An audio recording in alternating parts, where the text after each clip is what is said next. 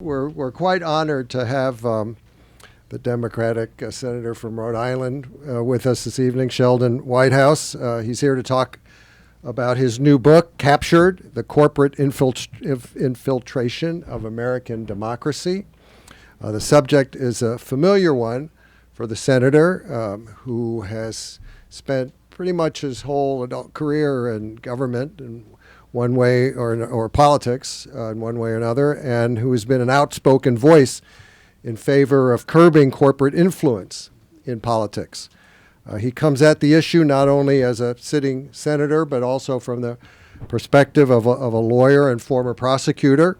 He was U.S. Attorney in Rhode Island in the mid-1990s, then served as the state's Attorney General from 1998 to 2003.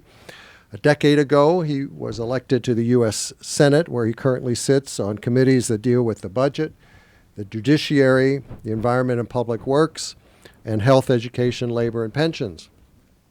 In his book, Senator Whitehouse tells readers what it's like to be targeted by corporate money and individual billionaires, and what it takes to resist their pressures.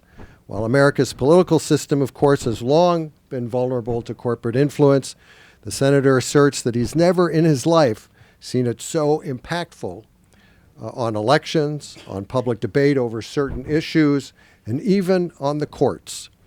Today, he writes, there is virtually no element of the political landscape into which corporate influence has not intruded, and it is usually the strongest political force arrayed. His basic thesis is that government isn't actually broken, it's just, as he puts it, listening to the wrong people and being influenced by them. He urges all of us not to give up, but to work to take our government back, and he proposes a number of reforms toward this end, which we're about to hear about. So, ladies and gentlemen, please join me in welcoming Senator Sheldon Whitehouse.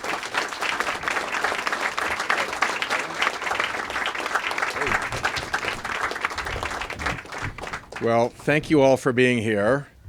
Brad tells me that the routine is that I speak for a little while, and I'll try to keep it to 10 or 12 minutes, and then we can have a conversation. My wife is fond of telling me that the sooner I shut up, the more fun everybody has. And I have taken that advice to heart slowly but surely over the years. Hey, Aunt Sylvie. So the kind of premise off of which I wrote this book is that America is indeed an exceptional nation. And I came to that conclusion from having grown up in a Foreign Service family. My grandfather, my father, my uncle, and my cousin were all Foreign Service officers, and my life growing up as a Foreign Service brat was very heavily influenced by seeing two things. One was in very often dangerous and uncomfortable places, being around a lot of other American families that were totally willing, without complaint, to take on the danger and the discomfort, because what? That generation never talked about it, but it was apparent that something mattered. And when you're steeped in that culture growing up, it begins to stick. And the second thing is that in all these countries, I began to notice that everybody looked at America differently. My dad had an expression called tweak the eagle's beak, which meant, America was so strong that you kind of got to give us a little kind of goose every once in a while just for fun. But that notwithstanding that, people looked at America differently than they did all the other nations of the world. The expectations were higher for us, and the model that we offered was different and better. And so I come now to Washington, and I see this government that is supposed to be the city on the hill, the beacon in the darkening world, and it's not working that way. It's not right. It's not working that way. And I also see across the country incredible frustration with it. And people beginning to say, this democracy thing really isn't working for people. And what I worry about is that we are going to begin to lose confidence in our own democracy. And my thesis basically is democracy is not the problem, the capture of it by these special interests. is the problem. And the thing about special interest capture is that it is pervasive across all the different branches of government. It is extremely powerful, and it is stealthy. Nobody has a press conference when they've gotten a senator to take a dive on a vote and said, ta-ta, victory for us, we got so-and-so to take a dive. Nobody goes to a regulatory agency and puts a flag up over it saying, we've captured it. It's all very much entirely only about results. And the less people see what's going on, the better for the people trying to maneuver under the surface. So a lot of people really don't see this. What they see is frustration. They see $1.3 trillion in student loan debt that nobody will do a thing about. They see pharmaceutical prices that we pay that are higher than any other country in the world, and a preposterous argument by the pharmaceutical industry that we have to pay more for pharmaceuticals so that they can do the research to make them safe and keep them coming. Could you imagine if our car companies or our airplane companies said that about charging Americans more for cars or for airplanes? And no, I mean, it's a preposterous argument. And people know that, and yet nothing happens.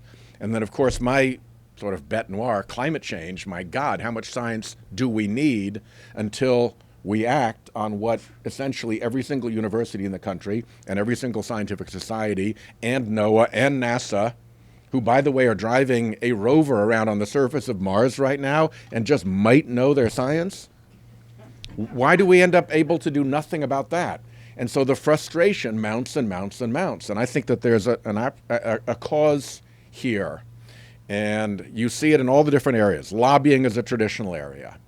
And their corporations run $30 of lobbying for every $1 of everybody else in the world.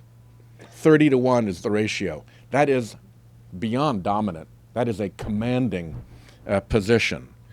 Within the administrative agencies, the capture of those agencies by the industries they're supposed to regulate is such a well-known phenomenon that Woodrow Wilson wrote about it as regulatory capture, and you can go into economics textbooks and administrative law textbooks and find the phrase regulatory capture. By the way, it's always by the industry.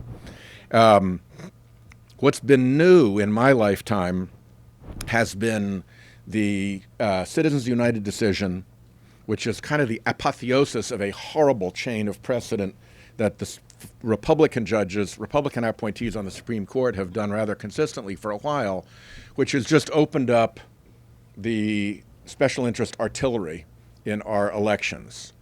And in addition to opening up the special interest artillery with the potential for unlimited spending, there's also a little fact that the Supreme Court failed to notice or didn't care about, which is that when you allow a special interest to spend unlimited amounts of money in politics, what else do you allow them to do? You allow them to threaten or promise to spend unlimited amounts of money in politics. And if they were out there spending it, we'd see that. The threats and the promises we don't see. That is inherently corrupt. It is inherently and unavoidably corrupting. And it is everywhere now. I came to the Senate in 2007, and for those first years, there were Republican climate change bills everywhere you looked. There were, I think, 5 of them I can think of off the top of my head. 2010 comes, Citizens United is decided in January. Since then, there has not been a single Republican-sponsored bill that took a serious whack at carbon pollution. We went from a steady heartbeat to a dead flat line directly after the Citizens United decision. They've also worked very hard on the courts and the jury, and I think the decision that was made in Citizens United reflects years of working the courts ever since the old Powell memo back in the 70s, and that at this point we basically have courts, particularly at the Supreme Court level, where at least the Republican appointees are so beholden now to corporate interests that we're not getting fair decisions any longer.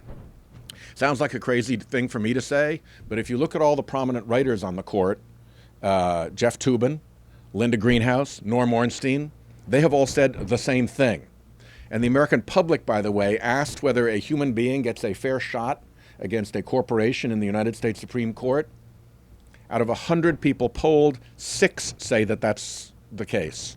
54 say that it's not the case, and the others are undecided. So 9-1 Americans polled say that a human being can't get a fair shot against a corporation in our United States Supreme Court. So it's not just me saying that. People observe that, including the specific court watchers. And the last piece I'll talk about is the fake news problem. Fake news, the original fake news is science denial. And the original science denial was pretending that tobacco wasn't really bad for you, or that it wasn't sure yet. And there are really good books like Jeff Nesbitt's Poison Tea that chronicle the development of the tobacco denial machinery and how that got picked up and transformed into the climate denial machinery and made ever more robust with organizations out there with wonderful names like the Heartland Institute, sounds so sweet, Heritage Foundation, what could be more lovely than Heritage? There are ones after Madison and Jefferson and Franklin, and there's even one after George C. Marshall, which is really appalling. George C. Marshall's family, and there's no real connection, they just take the name to give ersatz credibility to an organization that is a climate denial shop. And all of that stuff is out there, and it's corporate sponsored and corporate paid, and it's ready. It's deployed mostly on climate change now, but there are all sorts of other things that it could go to work on in a minute. Neonicotinoids and bees, or the chemicals in Monsanto's poisons. It's a latent machine waiting to do its thing in any circumstance in which science bumps up against a corporate interest, and it's ready to deploy. And you stack up that combination of the lobbying power, regulatory capture in the administrative agencies, control of elections and the threat and promise to spend money in those elections, the control over the courts, and the virtual eradication of the jury, which is the one piece of the constitutional constellation of governmental institutions that was designed to protect Americans against other more powerful and wealthy Americans. Everything else is pretty much us against the government. The jury was there to protect individuals against other more powerful individuals. That was early Blackstone, that was de Tocqueville, and virtually extinct right now. Try to find a jury trial going on any place. And so we now have a situation in which I think we are headed for a governmental calamity. I think if people were not as upset by these failures, we would have had a different election outcome. And I think we have to address it. And if we don't see this problem, then we are misdiagnosing the problem that we have, and we will start making ever more rash changes to try to get back a responsive democracy. And as we make those ever more rash changes, we risk doing more harm than good. So I wrote this book with the hope that people would read it and pay attention to this problem and figure out now what the hell do we do to solve it and to put democracy back into people's hands. It begins with the proposition that the Founding Fathers would never in a million years have thought that corporations had a role in our political life. And I firmly believe that, and later on in life, both Madison and Jefferson said exactly that. So they're a pretty good measure by my accounts, and with that, why don't we go to questions and answers. And since I'm from Rhode Island, you know, we're pretty wide open here. We take rude remarks and everything else at once, the whole deal. For any of those who haven't been here before, if you have a question, please go to that microphone because we are recording, we're videoing the event to put it up on our YouTube channel. Sir. Senator Whitehouse, thanks for being here. You've been a great champion of justice in this country. A few days ago, President Trump vitiated this regulation dealing with the severe mentally ill. And if you go back to the gun regulation. Yeah. Yeah. If you go back, I believe it was 3 years after Senator Kennedy was assassinated, that Congress and the President I guess Lyndon Johnson signed a law that said certain prescribed groups of people could not get a gun. Mental defectives was one The of them. phrase, yeah. It was poorly phrased. Yeah, but that was the phrase in the Yeah. law at the And time. drunkards could also not buy a gun. I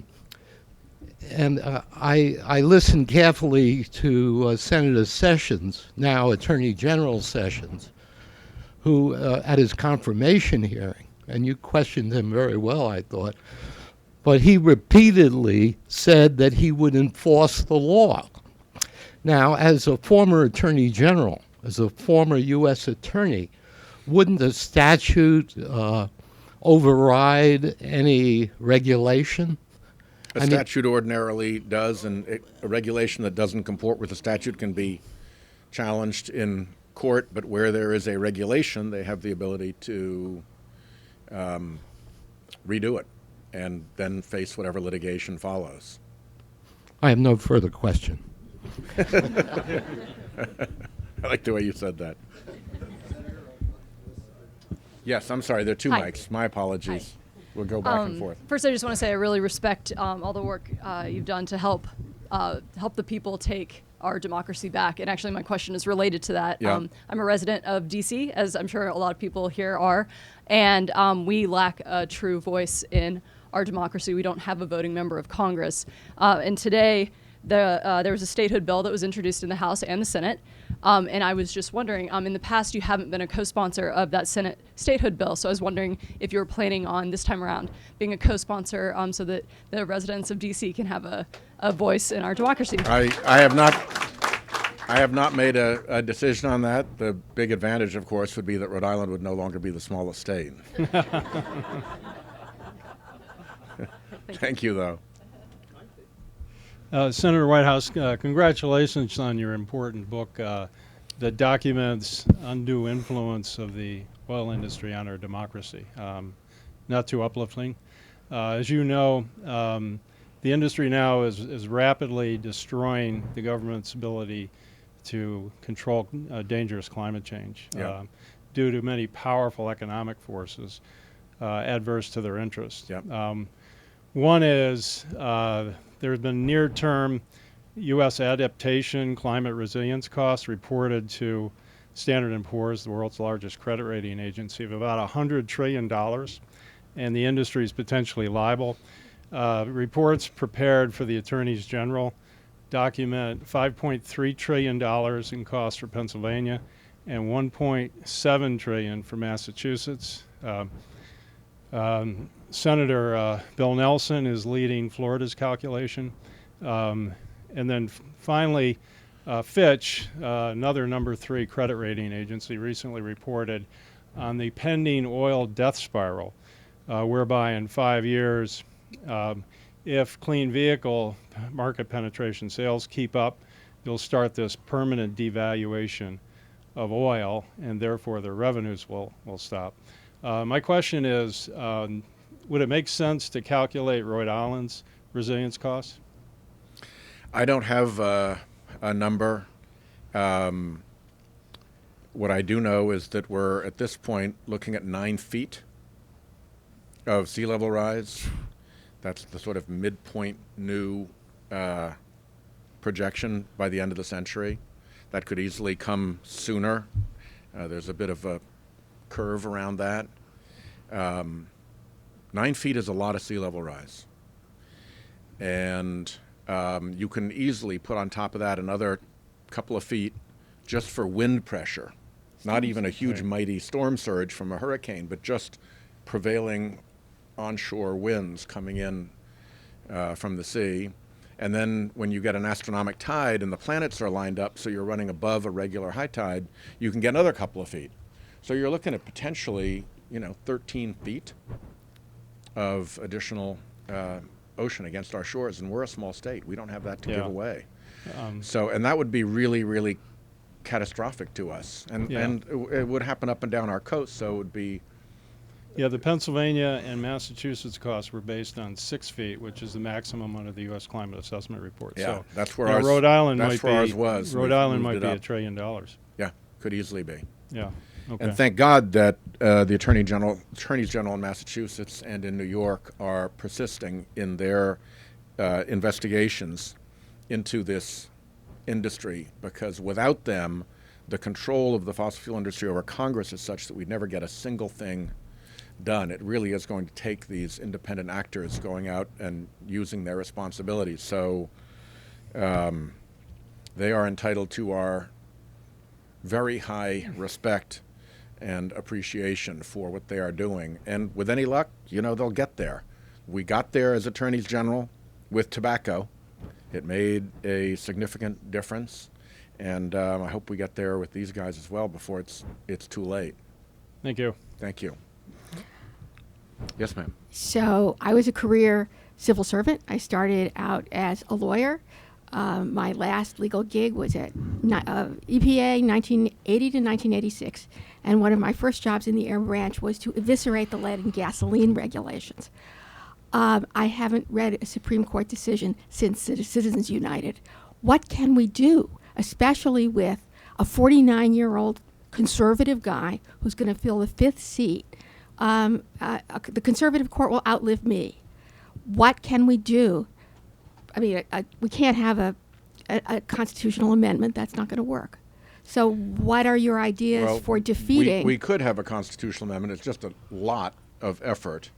The second avenue to getting there is to pass the Disclose Act so that at least the darkness of the dark money is gone. It still leaves the problem of unlimited spending, and it still leaves the problem of threats and promises of unlimited spending, which will be dark in their own way, but at least this sort of 501c4 money laundering or identity laundering set of operations would go away. You can, I think, at this point, potentially shame some of the justices into correcting their course. I mean, Scalia, before he passed away, said, don't blame this mess on us. Well, yes, I blame it exactly on them, but the fact that he saw this as a mess and he was trying to shift the blame elsewhere is a pretty good signal. And Kennedy has said that we need to, you know, this has not turned out the way we expected. This is not good. And I think he and Roberts at least have some degree of self-regard and desire to have their tombstone say something better than sold out to the fossil fuel industry. And so, you know, maybe there'll be a correction internal to the court as they see what a complete mess they've made. And it remains extremely unpopular as a decision. I hope so. And the last thing is, if you really wanted to play rough, I'm not recommending this, but just in terms of what the constitutional options are, you impeach the judges that issued the Citizens United decision. That sends a pretty stark message to the court not to go there again. And that can be done much more quickly than a constitutional amendment. Don't you need cause to impeach? 60, if you have the votes in the House and the Senate, that kind of is cause. Okay, well, you're more optimistic than I am. Thank you. Sir. Senator Whitehouse, thank you very much for being here. My pleasure. Don't get scared. It does not stand for, the W does not stand for White House, but maybe you might see a hat like that in 4 years, don't you think? Don't bet on it. I'm here to discuss, I just read Senator Sanders' book, Yeah. Glass-Steagall. Yeah. I want to also mention these irresponsible credit card rates. Yeah. Now, I heard on the news coming in tonight that the Fed's expected to raise the interest rates, but they're raising the wrong rates. They're not raising the rates on saving money. Yeah. And that's, 20 years ago, I had twice as much money then as I have now. So what can we do? President Trump said as a candidate, he wanted to arrest Glass-Steagall. Is this common ground between the president and our party?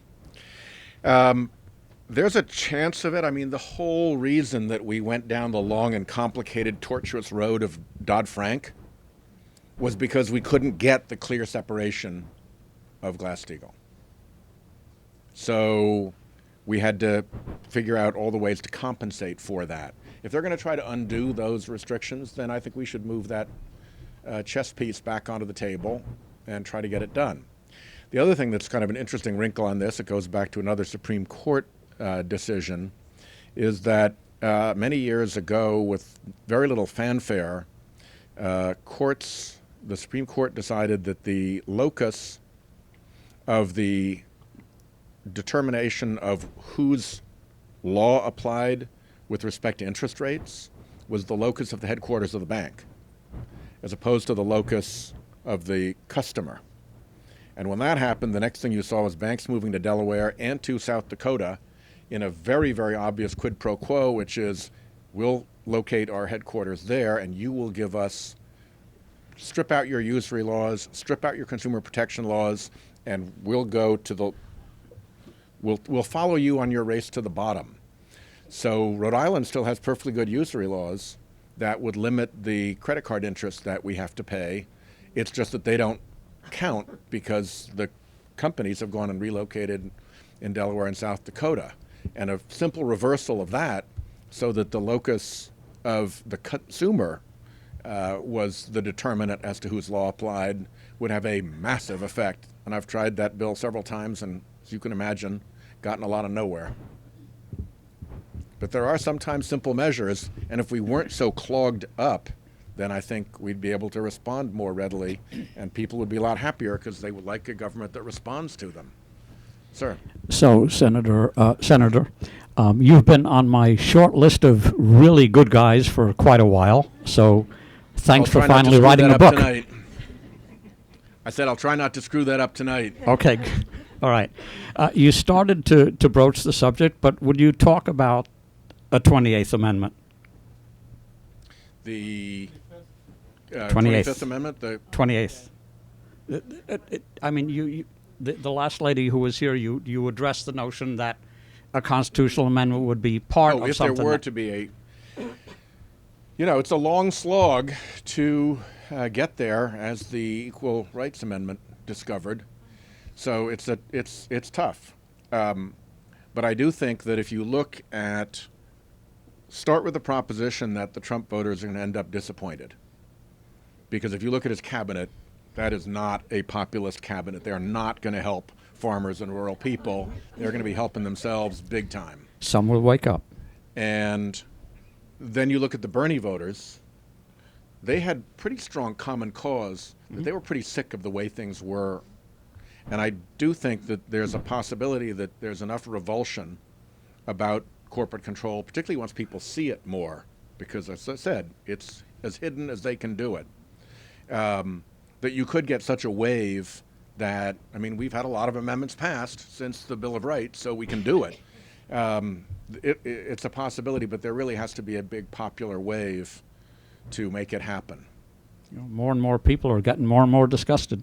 Yeah, and I hope that the disgust focuses on the right targets, because I'm afraid it's going to be used to divide us and used to create anger and fear that then gets spun up by fake news, and next thing you know, we're all in a fight with each other and we end up in a bad place.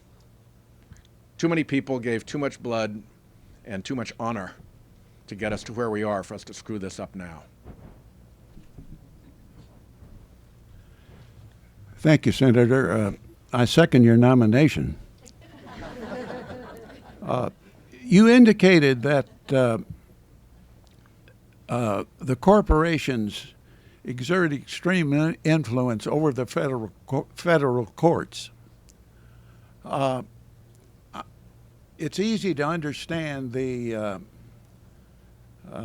influence of money over the executive and legislative branches, where in order to serve you have to get elected or reelected.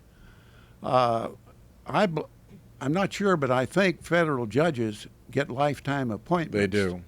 Is there any mechanism other than the presidential appointment that allows for corporate influence over the federal courts?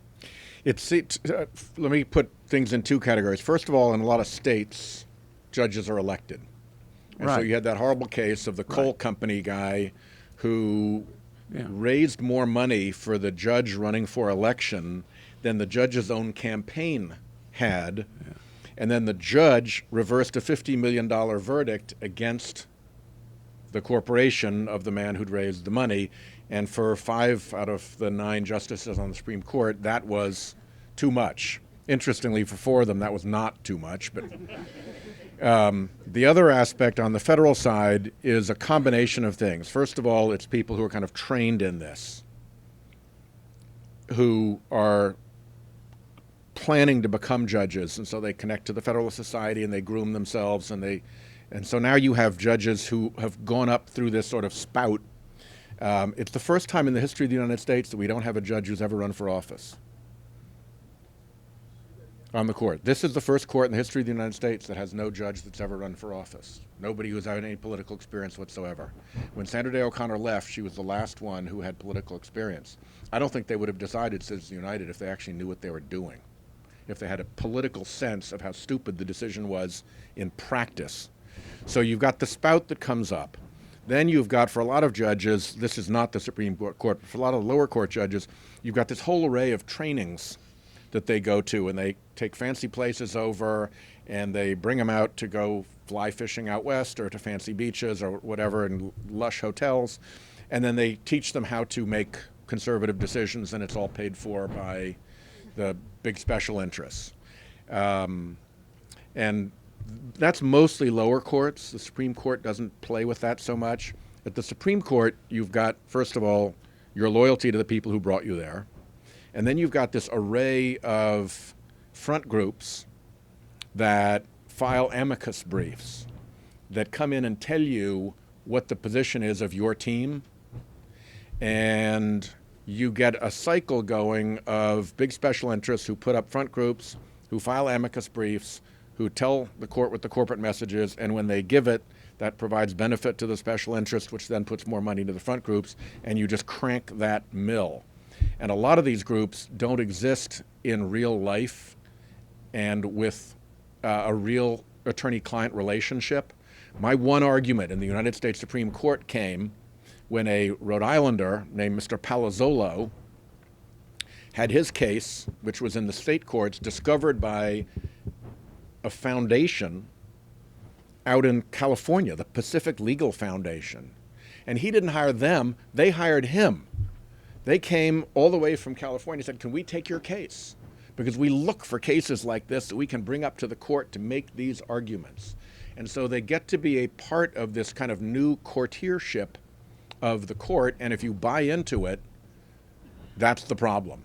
And what you see is these 5-4 decisions, time after time after time, that inevitably, if it's an election decision, make a decision in favor of Republican results at the polls.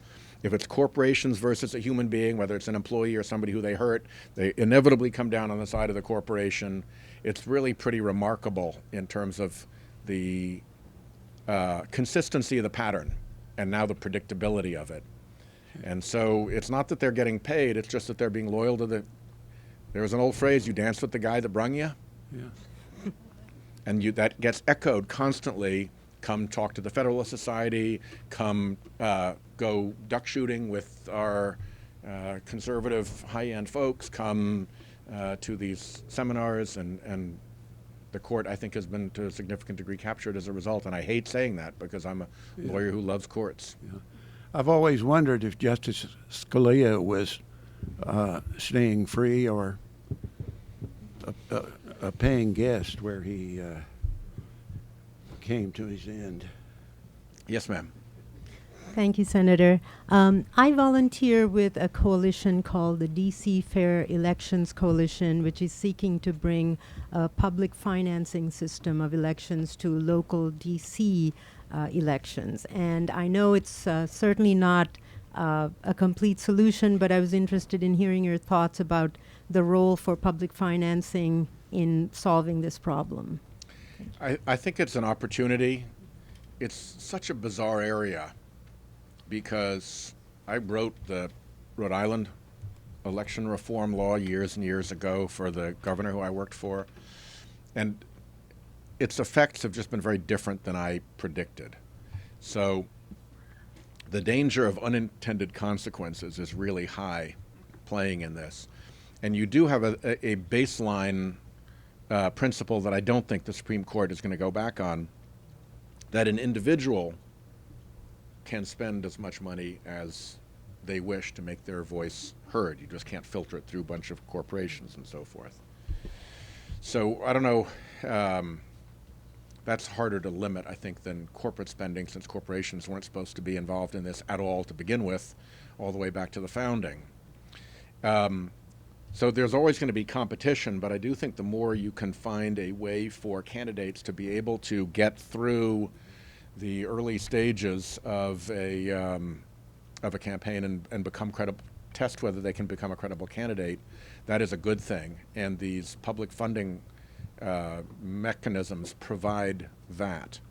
Everybody wants to be Bernie Sanders because he just got out there and next thing you know, whoosh, the money was pouring in, $23 average donations, $25 million in a month or a quarter, whatever it was. But you can't, that was a phenomenon. You can't bet on being a phenomenon. So you need to have some process in place so that people can give it a try if they're not a phenomenon, and that's where the public financing helps. Yes. Senator Whitehouse, thank you for being here and taking questions. Going back to the climate change issue, it seems that there's a fair amount of polarization, especially recently where you're either in the I believe in climate change, or I'm against it, or I believe in bringing back coal mining jobs, or I'm against that. And corporate interests aside, because obviously there's influence in various states, how do we get past that polarization to the point where we can talk to each other and move forward in a way that is obviously going to be beneficial to all of us, because at some point we do need to move into different types of energy sources, but sort of breaking through the barrier that's been created where it seems to be you can really only be on one side or the other of this. Yeah. Well, let me say one thing about that first, and then something else. The first thing I'd like to say is that this is not a partisan fight. It looks like a partisan fight because the fossil fuel industry has taken this immense Citizens United artillery power that it has and directed it at Republicans. I can remember giving a speech ripping up the Koch brothers on the Senate floor, and when I walked across the Senate floor to go towards the exit, one of my Republican friends came the other way and said, "What the hell are you complaining about? They're spending more against us than they're spending against you." And that was true at the time. The tactic was break any Republican who might do something on climate change, and now our fossil fuel industry, smelly, traditional, special interest, special pleading, looks like a partisan fight, which is a whole different thing in terms of building allies who are naturally Republican to instinctively go your way and to hide the hand of the dirty industry that's behind all of this. So it's less bad than you think in terms of the partisanship. And the second thing is there's only so much that they can defend. And they have really focused on Congress. Get outside of Congress and you see basically the tide of science and reality encroaching very, very fast. And the last really good encroachment was former Treasury Secretary Baker, former Treasury Secretary Schultz, and former Treasury Secretary Paulson, along with Greg Mankiw and what's his name, who was the Bush Economic Advisors chairman, and the former chairman of Walmart, this very, very Republican group coming together to support a carbon fee that was completely revenue neutral, and all the money went back. So I think, frankly, the fossil fuel industry has to be broken. It's like a castle, and the castle has to come tumbling down. But the foundations under the castle are eroding. It's increasingly incredible. If it weren't for this election and Trump having dived in, I think it would be over. Mm-hmm. But I don't think he can extend it very long because those tides of fact and experience for so many people now. Right. My personal observation in this is that when I first got elected, if I went down to the docks at Galilee, where the majority of our fishing fleet is based, and talked to fishermen about climate change, I was lucky to be not to be thrown off the dock. I mean, they just didn't want to hear about it. Now, I go and talk to our fishing fleet, and they are saying it is getting weird out there. The fish aren't there when they're supposed to be there. This is not my grandfather's ocean. What is going on? And that shift among farmers and people who do forestry and everything else is happening so fast that eventually this will come crashing down, because it is a completely artificial political fence that they've created, and they just have the in terrorem effect of the Citizens United artillery to keep it there. So I think you just have to break through it, and once you're through it, it's over. And by the way, if you really want to help coal miners, a carbon fee provides revenues that could put every single coal miner in America onto their pensions now. They don't even have to retire. Give them their full pensions. Give their families their full health care. Give them a voucher for an American-made Trump truck. It's all very doable once you decide to get things done. And I think in coal country, particularly in Appalachia, they're getting slaughtered by Wyoming coal. Forget wars on coal. And both Wyoming and Appalachia are getting slaughtered by natural gas. And with the Mexicans just selling power at 4 cents per kilowatt hour for solar and wind, they're all going to get slaughtered by renewables soon. So the idea that you can fix this is, I think, pretty crazy. I think what you got to do is go in and remedy it. Right. And boy, I tell you, if you're a coal miner, you don't want to hear about going to community college to go be taught something new, but all your life you've planned for retirement, and that's, if you can get to retirement without black lung, that's Valhalla. And so give it to them. Give it to them. We have the money to do it. And the cost of not proceeding is so high. So there are ways. But I tell you, this fossil fuel industry has been disgraceful and continues to be. Thank you.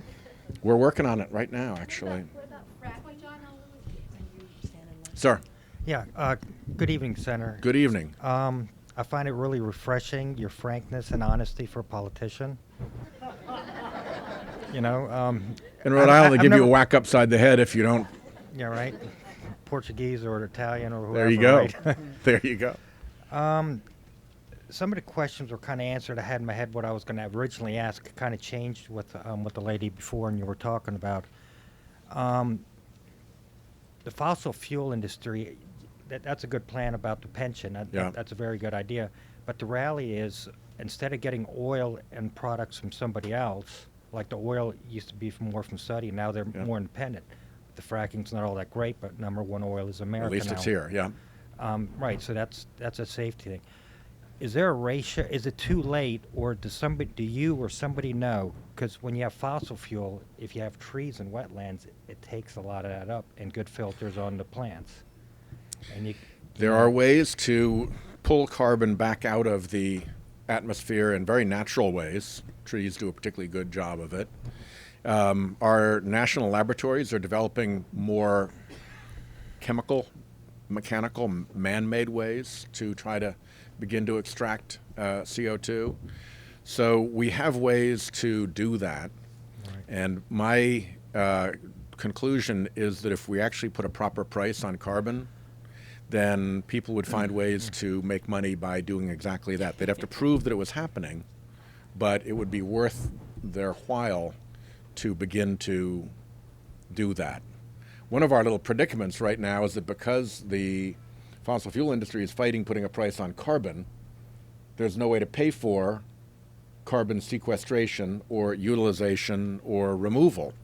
There's no financial plan that gets you there because you can't get paid for the removed carbon because there's no value to it because there's no price. So they're in a kind of death spiral of their own making in that sense, and trying to fight for carbon sequestration and capture stuff. It's just really hard. You've got to get big grants to go out and do a one-off project, but there's no market for it. And so that's been a problem that drives a lot of this. Ma'am. Yeah, thank you. Thank you. I just have one thing, let me let her go. I'm a DC resident also, and a bunch of us here were involved in the work on against the takeover of Pepco by Exelon, and that was essentially an environmental argument, also a financial one. And we're about to have Alta Gas from Canada, not the U.S., put in their formal application to take over Washington Gas. I think that this is DC, and the social contract here is these are regulated monopolies who are making their money off of us, and what is considered a right, if I understand correctly, by law and custom, and which is the provision of energy in this case.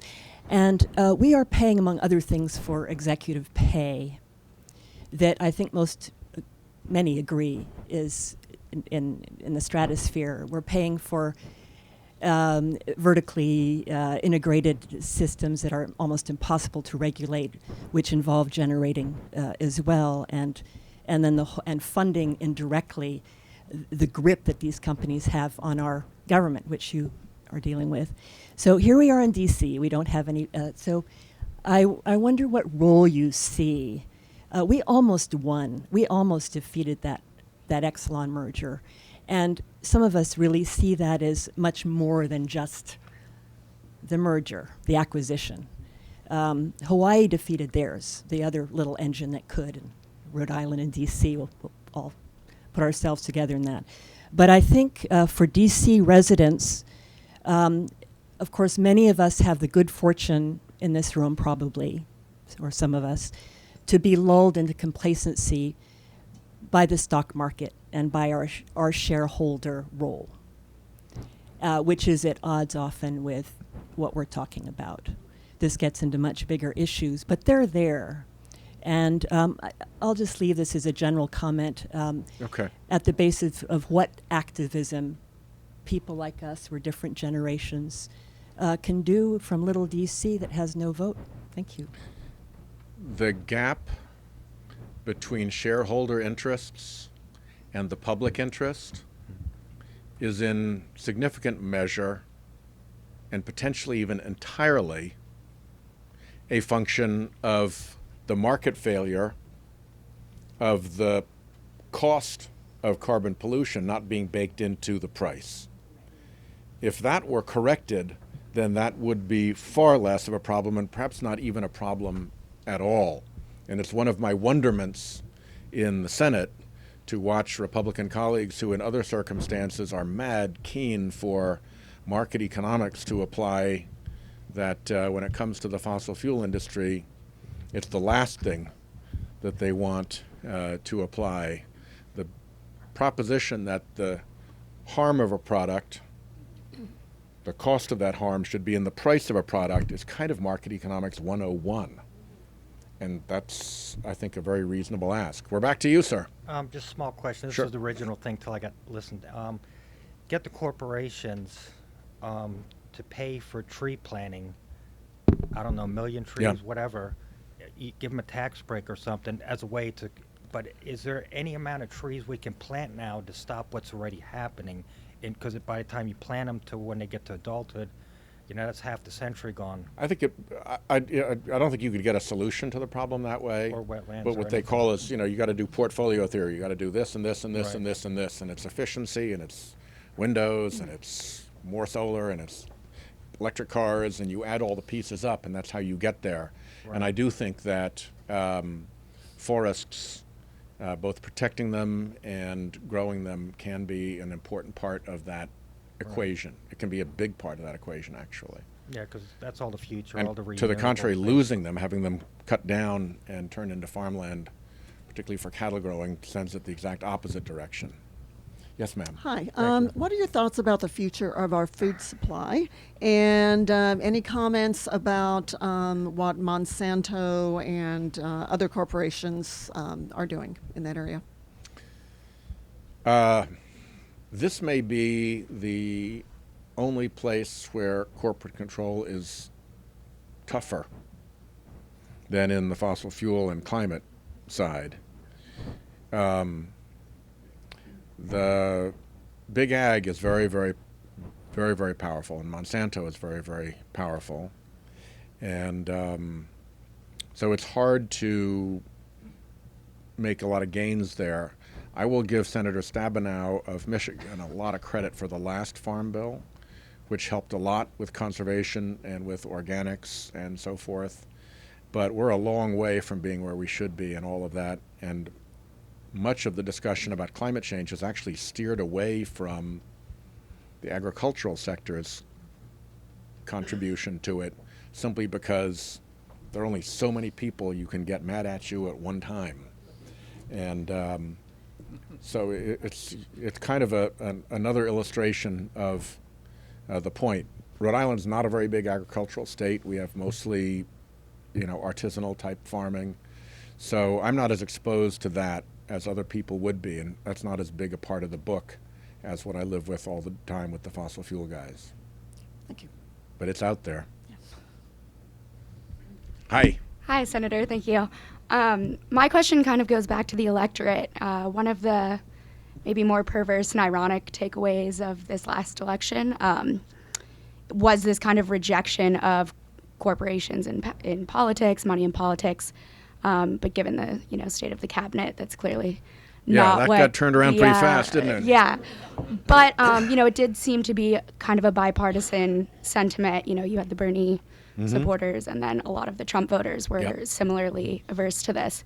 So I was wondering what you think the Democrats can do better, as the midterms come up. Do you think the party has the infrastructure, the organization, and the candidates to really harness that energy in the districts that matter across the country, not just in these traditionally liberal pockets?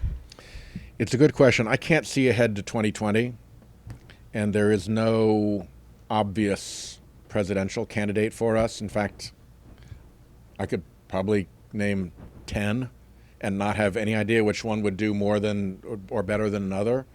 In 2018, we don't have to worry about picking a great candidate. We have to pick what are the 50 or the 60 key districts that will swing the House back to Democratic. I would like to say that we will win this in the Senate, but our Senate map in 2018 is pretty horrible. There are 25 Democratic senators up for re-election, 10 of them in states that Trump just won. So, and there are probably only 3 even faintly credible Republican seats that we could win, and that's pretty faint in some cases. So as I look at the 2018 political landscape, our best case is to hold in the Senate, maybe gain 1 or 2 if we're lucky, but probably hold would be, I'd take that if I was given that right now as a bet. And then focus on these 50 or 60 districts in the House. And if things continue the way they're going, the type of resurgence of energy is just phenomenal. And if we can hold that until 2018, then it's usually a bad year for the president's party in the first midterm after an election. And it's usually a worse year the lower the popularity is of the president, and this is a president at an all-time low popularity already. And then you throw in the zoom of all the energy that's been unleashed by this and the likelihood of them making further mistakes and there being further scandals. It all stands a chance of piling up into a very considerable wave.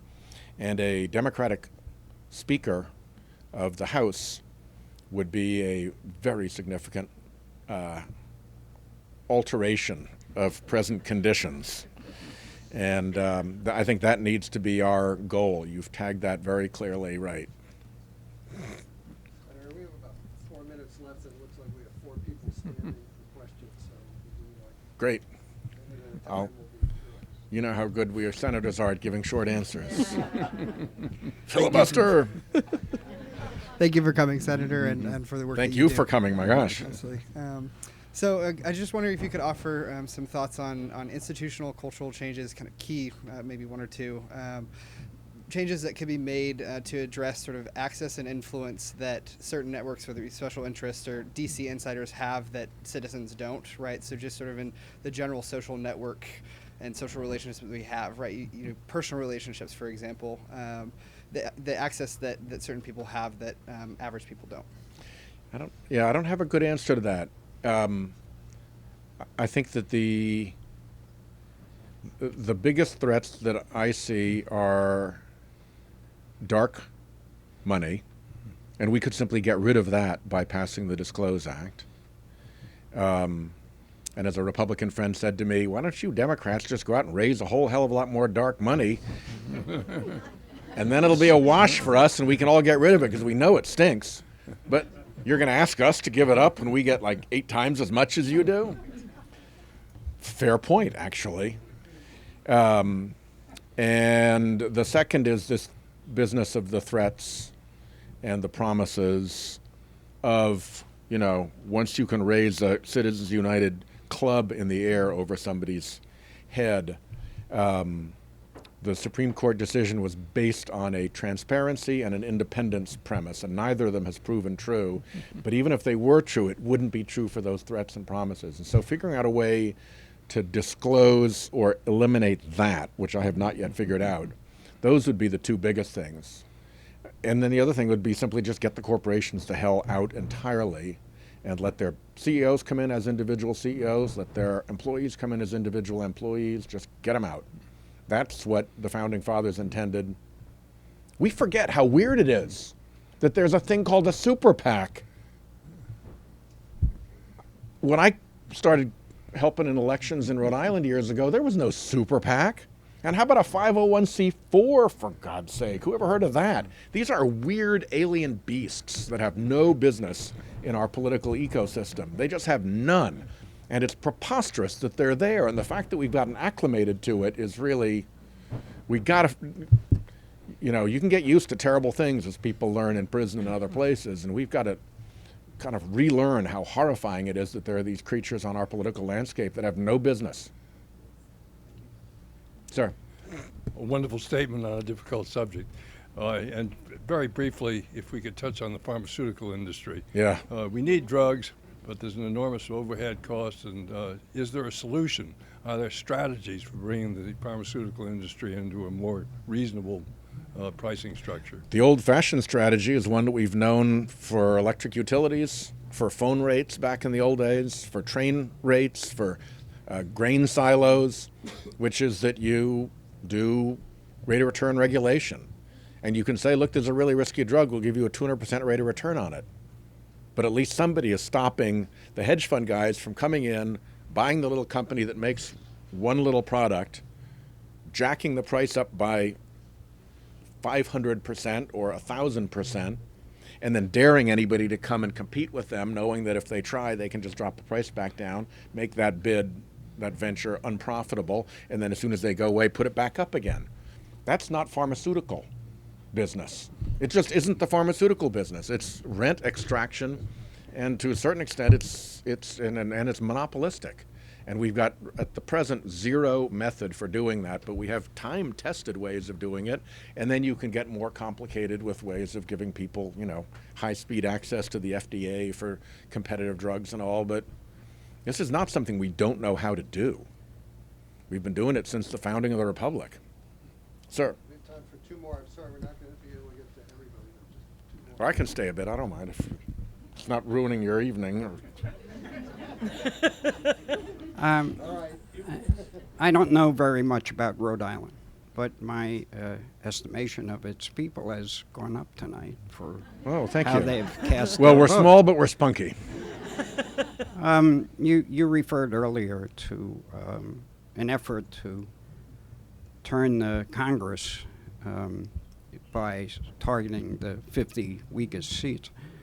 In reading the paper, I get the impression that that some corporations are directing their money more, or significant money, toward local races. Yeah.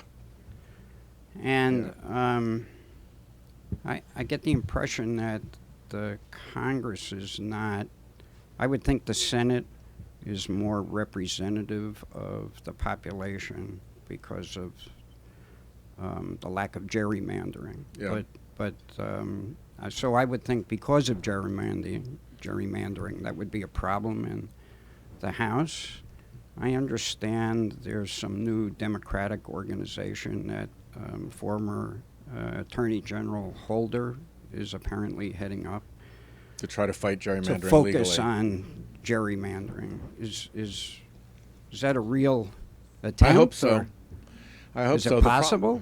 I hope so. Should I give him money? Yep, Should we? Sure. The original gerrymander was a district in Massachusetts that Governor Gerry needed. His political ally was in the seat, so he designed a weird district to protect him. Then you got bad guy gerrymandering, which was the first variant, which was, okay, let's redesign his district so we really screw him and he can't get reelected. And then the Republicans came up with bulk gerrymandering, where you didn't look at protecting a particular individual, but you took a whole state's delegation. And by 5, the Supreme Court, the Republicans, the Supreme Court in the Jubal-era decision said, go for it, all bets are off. And this red map thing took off, and that ended up with, I think it was Ohio, 13 Republicans and 5 Democrats in a year in which Sherrod Brown and Barack Obama won the state. So that kind of gerrymandering we have to get rid of. The Supreme Court should review that decision. Among the bogus things about it is that if it was race-based, they would have to solve the gerrymandering problem. When it's just politics-based, they say that they can't figure it out. It's too complicated. Well, if you can figure it out when it's racial gerrymandering, you can figure it out when it's political gerrymandering. Sure. That shouldn't be that complicated. And that's a fight we need to have, because a counter-majoritarian House is very anti-constitutional. That's supposed to be the majoritarian body. Hi there. With all this conversation about the Affordable Care Act, as a user of the Affordable Care Act, because I am self-employed and I am single, and it's impossible virtually to get insurance without being reliant on someone who has a corporate or a trade association or an organization. You don't have your own HR department. Exactly. I am my own HR department. But I have a comment that it doesn't need to be repealed nor replaced. It needs to be upgraded. Yeah. I've found that as a resident of the District of Columbia, and in talking and screaming and all this with my carrier and the DC HealthLink, that a lot of the problem with it is the technological communication between the health links and the insurance companies. My request of you is to upgrade the system. Yeah. You can't go to the lowest common denominator. I've worked for the government, made me cry.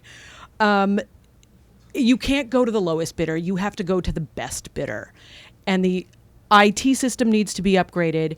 The pharmas and the health insurance companies need to be held accountable for providing us with reasonably priced, top shelf care and insurance.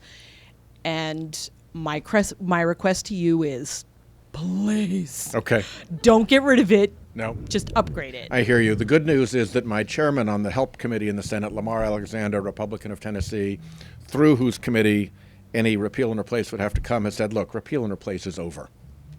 We're talking about repair. And the difference between repair and upgrade is one I can live with, and we can work on that. There's plenty to do. Jim? Yeah. My question, I had to step out for a few minutes, so if somebody asked this while I was away, you can just let me know. My question to you is, I'm extremely concerned about having a fair and transparent investigation into Russia's influence in this election. I've been very concerned to see Lindsey Graham and John McCain say, well, we're going to back an independent, and then back away from those comments. And then Darrell Issa last Friday say, I'm going to back an independent prosecutor, and then Monday he backs away. So I'm extremely concerned that if this gets covered up, and it seems like it's going on right now, and that every citizen should be very aware of whether we do have an independent and fair investigation. So in both the House and the Senate, or at least in the Senate.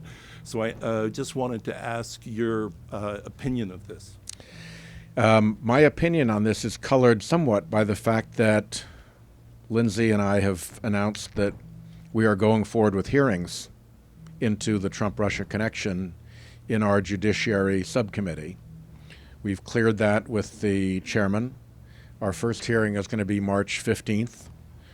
Our first topic is going to be the Russian election interference toolbox and an analysis of how that toolbox of election interference mechanisms plays against American law. And then we can go on from there to other topics. We're not going anywhere on this one. I have great confidence in Lindsey. He spent a good deal of his life in uniform. I think he's both brave and intensely patriotic, and that he has absolutely no interest in seeing any of this covered up or swept under the rug. At the same time, the Senate Intelligence Committee is continuing to look at this. That is a difficult place to do an investigation for the public to have confidence in it, because you're dealing with classified information and trying to get Senate. I was as active as anybody other than Dianne Feinstein in the torture report. And the fight to get that released with a allegedly friendly president, with President Obama in place, was very tough. The idea that you're going to get stuff released on the Trump-Russia connection while Trump is president through those devices, really tough. There is a reason why in the entire history of the Senate Intelligence Committee, nothing has ever been successfully declassified under the Senate Intelligence Committee declassification rules. So that, I think it's important that that goes ahead, and then there'll be a fight within that committee over what you release and when, and that gets very awkward, and they should be reviewing their rules to provide a secondary rule towards declassification where the subject of the investigation is in the White House and is in the declassification chain otherwise, because that's just crazy, and I hope that they will do that. But in the meantime, we will be going forward, and I'm sure others will be as well, and ultimately, I think partly because we're going forward, that means it's going to be really hard to have it be swept under the rug, and it makes more sense ultimately to have some kind of independent commission. But you just got to be careful about how these things get set up. You really want it to work right. And you've got the FBI looking, and you've got the intelligence community trying to figure out what the other intelligence services around the world know about this. I hope you'll TBD. let us know if there's anything we can do to add our voice to help make sure that there is a transparent look at these different connections between Russian intelligence and Trump officials and Rosneft, et cetera. Yeah. No. Thanks. Stand by. Well, thank you, everybody, very much. Is this one last question here? One last question here. Last question. Sorry, just came to the mic. Last question about public participation in demonstrations, protests, or to support changes that you want and many others like you.